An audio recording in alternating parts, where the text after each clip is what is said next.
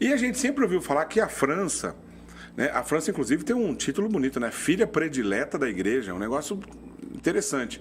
A gente ouve falar que a França também foi cristianizada dessa maneira. Quando o senhor foi para lá, o senhor sentiu isso no povo? A cultura lá dentro da França realmente é parecida do ponto de vista da mesma fé que nós temos aqui no Brasil? A França é conhecida como la fille aînée de l'Église, ou seja, a filha primogênita da igreja.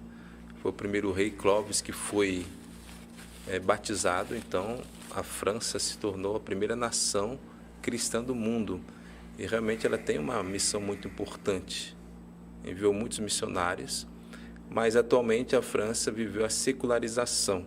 E eu percebi isso de modo concreto. No período que o senhor já foi, o senhor já percebeu isso, então? Já percebi, porque a gente percebe a indiferença, né? Eu andando de batina na rua, tinha umas pessoas que ficavam olhando assim, como se fosse algo de estranho. Os lugares públicos não pode ter sinal religioso, não pode ter uma cruz na escola. E nem uma criança pode andar com uma cruz e entrar numa escola. Eu conheci uma criança que veio da África, não conhecia essa cultura francesa, entrou na cruz e depois ele foi chamado na diretoria para tirar a cruz. Sabe por que foi para a escola com uma cruz? Com uma cruz, ou seja, não pode entrar com sinal religioso em locais públicos. Puxa vida. Mas eu tenho uma ideia. Existem duas Franças. Existe a França, a verdadeira, né, que foi aquela que foi batizada. Existe essa outra França que surgiu, que é a França anticristã. Essa força, seja pela filosofia, que é contra a igreja, durante muito tempo lutou contra a igreja. Nós percebemos na França duas Franças. Por isso que eu insistia, onde eu estivesse, de andar de batina. Eu ia para a prefeitura de batina, eu ia para as escolas de batina. Eu não estava nem aí se isso iria desagradar alguém, porque eu acredito que nós não temos que nos inclinar diante dessa situação. Mas o pessoal onde eu estava ali, o prefeito era católico, então ele era bem acolhedor nesse sentido, ele pensava um pouco como eu também. E a conversa entre os cristãos católicos, que consegue perceber essa diferença dessa França batizada, cristã, que as raízes estão ainda lá presentes, que recebe essa influência dessa secularização, dessa modernização e desse abandono da fé, que infelizmente acontece em várias partes do mundo, e na Europa isso não é diferente, mas na Europa tem alguns lugares que isso está bem acentuado. As discussões, por exemplo, nas rodas de conversa entre amigos, eles conseguem atribuir, desde quando isso aconteceu? A Revolução Francesa tem grande impacto nisso, da perseguição da igreja, de tirar a igreja e Deus do centro da vida humana. Como é que eles discutem isso? Como é que esse fenômeno é discutido entre os próprios franceses e os católicos que estão ali junto com eles? Não existiu a Revolução Francesa, mas não foi a revolução que tirou a fé do coração do povo, porque não há tanto tempo a França enviava muitos missionários, né, para o mundo inteiro, ali na África, os dominicanos, foram no mundo inteiro evangelizar. Inclusive aqui o Brasil recebeu também muitos missionários franceses. Isso não faz nem 70 anos. Certo. Então a França tinha muito padre, muitos missionários.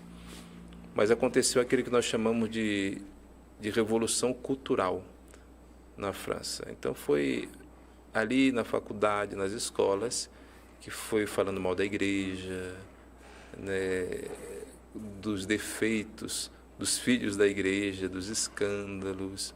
Então tudo isso foi transformando toda uma geração que depois não foi batizando seus filhos, e assim não houve aquela continuidade do Evangelho. Por isso que houve um grande esfriamento. E eu percebo lá na França, exercendo meu ministério sacerdotal, era graças às grand-mères, ou seja, as avós, que batizavam os seus netos e que fazia de tudo para batizar os netos, porque os seus filhos não queriam mais batizar. Olha só. Então era a vovozinha lá que dizia, não, vamos batizar esse menino. Elas insistiam porque eles tinham a fé. Essa geração atual realmente não vê tanta importância do Evangelho. Claro que existe o núcleo forte ali cristão que guarda a fé. Inclusive em questão, a isso me lembrei de algo, eu estava no trem indo para Paris, eu estava de Clergeman, Aí na minha frente tinha um pastor. Ele falou, o senhor é padre? Então a gente estava falando, ele era pastor francês, ele era da França. Ele contando a dificuldade, ele falou, se é difícil para o senhor, imagina para mim, que aqui eu sou considerado seita. Eu recebi uns amigos americanos, pastores, que vieram aqui e não suportaram essa secularização, ou seja, essa rejeição, né, contra a religião. Então, para quem é missionário, que vai para a França, realmente tem que suportar, às vezes, uma igreja mais vazia, um povo menos fervoroso. Isso é muito difícil. Tem muita gente que não aguenta e volta para a sua terra de origem. O senhor viveu bem essa dificuldade lá, então. O senhor é um missionário brasileiro, né, acostumado com uma realidade aqui do Brasil, vindo, né, lá de Manaus, veio para São Paulo, viveu sua vocação e, de repente, está nesse campo de missão, né? Vamos chamar assim. Obviamente, o senhor encarou isso como um campo de missão, porque o senhor realmente era missionário lá na França. Teve um momento que foi difícil, padre? O senhor pensou em desistir da França em algum momento? Com certeza. Tive muita dificuldade ali no início, né? Aquele choque cultural. Já tinha a barreira da língua. Então, o francês não é de imediato acolhedor, tem aquele olhar de desconfiança. O que esses brasileiros estão fazendo aqui? Nós somos franceses. Então, houve sim uma grande dificuldade.